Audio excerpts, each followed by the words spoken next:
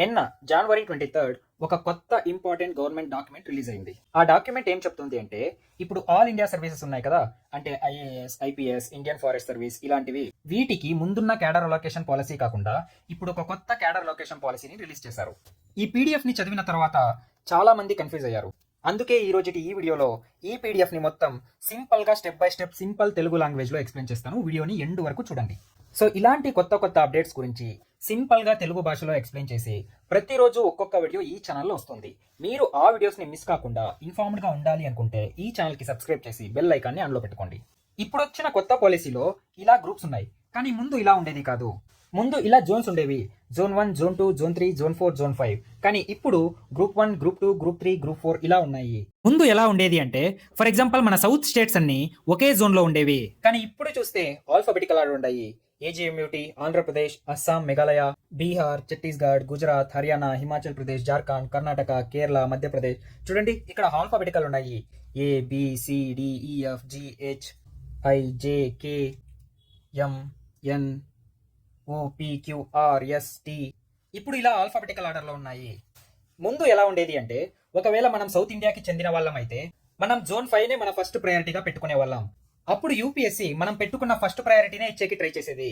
ఒకవేళ మనం ఆంధ్రప్రదేశ్ పెట్టుకున్నాం అనుకోండి, ఒకవేళ మనకు ఆంధ్రప్రదేశ్ దొరకకపోయినా అట్లీస్ట్ నియర్ బై స్టేట్స్ నా దొరికేవి, అంటే తెలంగాణనో, కర్ణాటకనో, కేరళనో, తమిళనాడో ఇలాంటి స్టేట్స్ దొరికేవి.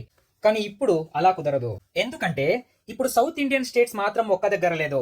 ఇక్కడ చూడండి, ఇక్కడ ఆంధ్రప్రదేశ్ ఉంది, మళ్ళీ అస్సాం, మేఘాలయ ఉంది, మళ్ళీ బీహార్ ఉంది, మళ్ళీ ఛత్తీస్గఢ్ ఉంది. ఇలా దూరం దూరం ప్లేసెస్ ఒక్క దగ్గర గ్రూప్ అయి ఉన్నాయి.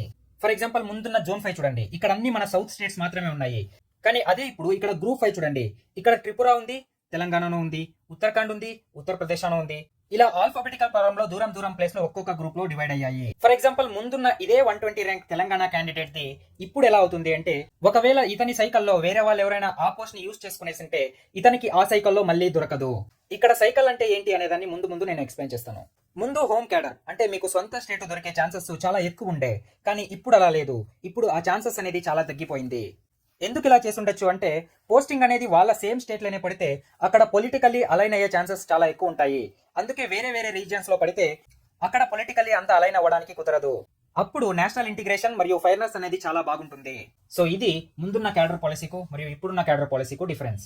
సో ఇప్పుడు 1వ పేజ్ నుంచి ఏమేమి ఉన్నాయి అనేది క్లియర్ గా డీటెయిల్ గా చూద్దాం. ఈ డాక్యుమెంట్ మొత్తం కేవలం ఒక్క క్వశ్చన్ కి మాత్రం ఆన్సర్ చెప్తుంది. అది ఏంటంటే, మీరు ఐఏఎస్, ఐపీఎస్, ఐఎఫ్ఓఎస్ ఆఫీసర్స్ అయ్యాక మీకు పోస్టింగ్ అనేది ఏ స్టేట్ లో దొరుకుతుంది, దాన్నే ఈ డాక్యుమెంట్ మొత్తం ఎక్స్ప్లెయిన్ చేస్తుంది. ఇప్పుడు వేకెన్సీస్ అనేది ఎలా డిసైడ్ అవుతాయి, ఎలా అంటే ప్రతి స్టేట్ గవర్నమెంట్ సెంట్రల్ గవర్నమెంట్ కి కేటగిరీ వైజ్, అంటే జనరల్, ఎస్సీ, ఎస్టీ, ఓబీసీ ఇలా కేటగిరీ వైజ్ ఆ స్టేట్ కి ఎన్ని ఆఫీసర్స్ కావాలి అన్న ఇన్ఫర్మేషన్ ని సెంట్రల్ గవర్నమెంట్ కి స్టేట్ గవర్నమెంట్ ఇవ్వాలి. ఇక్కడ ఉంది చూడండి, the state government shall indicate the total number of vacancies to be filled through particular civil service examination. మరియు ఈ ఇన్ఫర్మేషన్ ని 31 జనవరి లోపే ఎవరీ ఇయర్ వాళ్ళు ఇవ్వాలి. ఇక్కడ ఏం జరుగుతోంది, వేకెన్సీస్ అనేవి ఫైనల్ రిజల్ట్స్ కంటే ముందు ఫిక్స్ అవుతున్నాయి మరియు అఫిషియల్ గా పబ్లిష్ అవుతున్నాయి, మరియు దీనిని లేటర్ చేంజ్ చేయడానికి కుదరదు. ఈ ఒక సిస్టమ్ ఒక స్టేట్ కి particular fixed number of seats ని అలొకేట్ చేస్తుంది. ఇప్పుడు పేజ్ 2 కి వెళ్దాం. ఇందులో ఒక ఇంపార్టెంట్ పాయింట్ ఏంటంటే, ఈడబ్ల్యూఎస్ అంటే economically weaker sections unreserved vacancies కిందే పరిగణించబడుతుంది. వీటిని సపరేట్ గా పరిగణించబడదు. ఇండియాలో టోటల్ 25 క్యాడర్స్ ఉన్నాయి. వీటిని 4 గ్రూప్స్ గా డివైడ్ చేశారు. అలొకేషన్ ని ప్రాపర్ గా రొటేట్ చేయడం కోసమే ఈ 4 గ్రూప్స్ ని డివైడ్ చేశారు. మరియు ప్రతి ఇయర్ ఈ గ్రూప్ ఆర్డర్ అనేది చేంజ్ అవుతూ ఉంటుంది. దాని నుంచి ఏ స్టేట్ పర్మనెంట్ గా టాప్ లేదా బాటమ్ లో ఉండదు. ఫర్ ఎగ్జాంపుల్ సైకిల్ ని ఈ ఇయర్ గ్రూప్ 1 నుంచి స్టార్ట్ చేస్తే నెక్స్ట్ ఇయర్ అంటే 2026 కి గ్రూప్ 2 నుంచి స్టార్ట్ చేస్తారు. మళ్ళీ 2028 కి గ్రూప్ 3 నుంచి స్టార్ట్ చేస్తారు. గ్రూప్ 3 నుంచి అంటే ఫస్ట్ గ్రూప్ 3, గ్రూప్ 4, మళ్ళీ గ్రూప్ 1, గ్రూప్ 2 ఇలా వస్తుంది. ఈ గ్రూపింగ్ అనేది మెరిట్ బేస్డ్ మీద కాదు. ఈ గ్రూపింగ్ అనేది కేవలం రొటేషన్ మెకానిజం మీద డిసైడ్ అవుతుంది. ఇప్పుడు ఈ ఇన్సైడర్ మరియు అవుట్ సైడర్ వేకెన్సీస్ గురించి చూద్దాం. ఇక్కడ ఇన్సైడర్ అంటే మీ హోమ్ స్టేట్, అంటే మీరు తెలంగాణ వాళ్ళు అయితే మీకు తెలంగాణ దొరికితే దాన్ని హోమ్ స్టేట్ అంటారు. అవుట్ సైడర్ అంటే ఎనీ అదర్ స్టేట్, అంటే వేరే స్టేట్ మీకు దొరికితే అది అవుట్ సైడర్ అంటారు. గవర్నమెంట్ ఫస్ట్ హోమ్ స్టేట్ నిచ్చేకే ట్రై చేస్తుంది. అది దొరకడానికి పాసిబుల్ కాకపోతే మీకు అవుట్ సైడర్ స్టేట్ అలొకేట్ అవుతుంది. ఇక్కడ ఇన్సైడర్ అనేది గ్యారంటీ కాదు. అక్కడ వేకెన్సీస్ ఉండి మీ ర్యాంకు ఎక్కువ ఉండి మరియు మీ హోమ్ స్టేట్ ని మీరు ఆప్ట్ చేసుంటే మాత్రమే మీకు ఇన్సైడర్ దొరుకుతుంది. ఒకవేళ మీరు హోమ్ స్టేట్ ని ఆప్ట్ చేయలేదనుకోండి, అప్పుడు మీకు ఇన్సైడర్ అనేది దొరకదు. సో ఇప్పుడు సైకిల్స్ గురించి చూద్దాం. మనకు టోటల్ 25 క్యాడర్స్ ఉన్నాయి.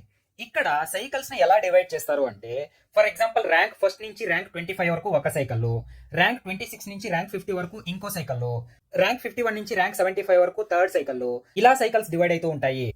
ఇక్కడ చూడండి, సైకిల్ 1 లో ర్యాంక్ 1 టు ర్యాంక్ 25, సైకిల్ 2 లో ర్యాంక్ 26 టు ర్యాంక్ 50, సైకిల్ 3 లో ర్యాంక్ 51 టు ర్యాంక్ 75, ఇలా డివైడ్ అవుతూ ఉంటాయి. ఇక్కడ ఇంపార్టెంట్ రూల్ ఏంటంటే, only 1 insider per cadre per cycle. అంటే ఒక్క క్యాడర్ లో ఒక్క సైకిల్ కి ఒక్క ఇన్సైడర్ ని మాత్రమే తీసుకుంటారు. ఫర్ ఎగ్జాంపుల్ తెలంగాణలో 3 ఇన్సైడర్ ఐఏఎస్ సీట్స్ ఉన్నాయి. మరియు తెలంగాణకు వచ్చిన ర్యాంక్స్ ఏవంటే, ఫస్ట్ ర్యాంక్ 7, ర్యాంక్ 32, ర్యాంక్ 61, ఈ ర్యాంక్స్ వచ్చాయి.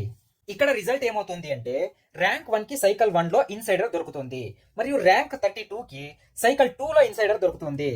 అదే ర్యాంక్ 61 కి సైకిల్ 3 లో ఇన్సైడర్ దొరుకుతుంది. ఇక్కడ చూడండి, ప్రతి ఇన్సైడరు డిఫరెంట్ సైకిల్స్ కి వెళ్తున్నారు. ఇదేమో ఓకే, కానీ ఒకవేళ 2 క్యాండిడేట్స్ ఒకే సైకిల్లో పడితే ఏం చేస్తారు అంటే, ఫర్ ఎగ్జాంపుల్ తెలంగాణలో ర్యాంక్ 7 మరియు ర్యాంక్ 10 వచ్చాయి అనుకోండి. ఒకే సైకిల్ అంటే ర్యాంక్ 1 టు ర్యాంక్ 25 ఒక సైకిల్లో. ఒకవేళ ఇప్పుడు తెలంగాణలో 2 ఇన్సైడర్ సీట్స్ ఉన్నాయి అనుకోండి. అప్పుడు ఏం చేస్తారు అంటే, ర్యాంక్ 7 కి ఇన్సైడర్ సీట్ వస్తుంది, అదే ర్యాంక్ 10 ని నెక్స్ట్ సైకిల్ కి పుష్ చేస్తారు. ఇక్కడ 2 ఉన్న ర్యాంక్ 10 కి సేమ్ సైకిల్లో ఇంకోసారి ఇవ్వరు, ర్యాంక్ 10 ని నెక్స్ట్ సైకిల్ కి పుష్ చేస్తారు. ఇప్పుడు కేటగిరీ లాజిక్ ని చూద్దాం. ఆ సేమ్ సైకిల్ అన్ని కేటగిరీస్ కి అప్లై అవుతుంది. అంటే అన్రిజర్వ్డ్ అంటే జనరల్ కి, ఎస్సీకి, ఎస్టీకి, ఓబీసీకి, అన్ని కేటగిరీస్ కి సేమ్ సైకిల్ రూల్ అప్లై అవుతుంది. ఒకవేళ జనరల్ కేటగిరీ సీటు ఒకవేళ ఫిల్ కాకపోతే అది ఎస్టీకి ఇస్తారు, అది కూడా ఫిల్ కాకపోతే ఎస్సీకి ఇస్తారు, అది కూడా ఫిల్ కాకపోతే ఓబీసీకి ఇస్తారు. ఇలా చేంజ్ అవుతూ ఉంటుంది. ఇంత చేసినా ఫిల్ కాకపోతే అప్పుడు insider seat out cider seat అయిపోతుంది. మరియు పీడబ్ల్యూబీడీ క్యాండిడేట్స్ వాళ్ళ కేటగిరీలో వాళ్ళు ప్రయారిటీని పొందుతారు. ఇది ఇన్సైడర్ అలొకేషన్. ఇప్పుడు అవుట్ సైడర్ అలొకేషన్ గురించి చూద్దాము. అన్ని ఇన్సైడర్స్ ప్లేస్ అయ్యాక next PWBD out cider candidates place అవుతారు. అది అయ్యాక పీడబ్ల్యూబీడీ కాకుండా వేరే క్యాండిడేట్స్ ప్లేస్ అవుతారు. మరియు పీడబ్ల్యూబీడీ కేటగిరీకి వాళ్ళ ప్రిఫరెన్స్ ని చూస్ చేసుకోవడానికి ఇంకో అడిషనల్ ఆప్షన్ కూడా ఉంటుంది. ఈ మొత్తం అలొకేషన్ ని ర్యాంక్ వైజ్ మరియు గ్రూప్ వైజ్ మరియు సైకిల్ వైజ్ అలొకేట్ చేస్తారు. ఇక్కడ ఒక ఇంపార్టెంట్ పాయింట్ ఉంది. అది ఏంటంటే, ఒకవేళ అవుట్ సైడర్ అలొకేషన్ లో యాక్సిడెంటల్ గా వాళ్ళకి హోమ్ స్టేట్ దొరికిపోతే వాళ్ళని స్వాప్ చేయడం జరుగుతుంది. అంటే వాళ్ళ కింద ర్యాంకో పై ర్యాంకో ఇవ్వడం జరుగుతుంది. కానీ అవుట్ సైడర్ అలొకేషన్ లో హోమ్ స్టేట్ ని ఇవ్వరు. ముందు ఈ రూల్ లేదు, కానీ ఇప్పుడు ఈ రూల్ ని క్లియర్ గా మెన్షన్ చేశారు.